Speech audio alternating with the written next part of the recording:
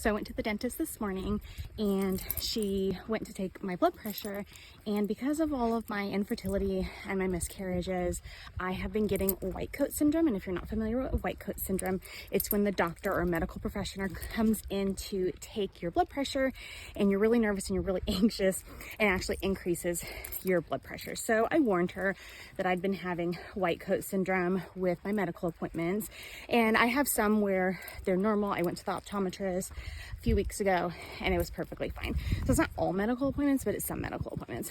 But I'm having some white coat syndrome, and she's like, oh yeah, like we get that because, you know, you're in the chair, you're nervous. And I was like, no, it's like a little bit more than that.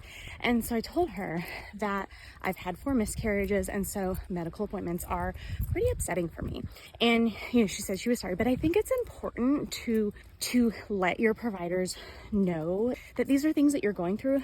And you wouldn't think that like telling your dentist about your miscarriages is like that big of a deal, but it is. And I think the more that we talk about it, the better it is going to be for so many couples out there, because it's such a hard thing to go through.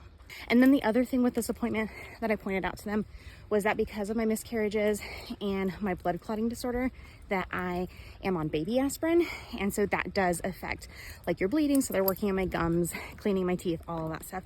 And she said, yes, I noticed that it was in your chart. And she said, I can definitely tell that you're bleeding a little bit more than like I typically would. So definitely make sure that you are informing all of your medical providers about all of this stuff that's going on with your infertility as well as with your pregnancy loss.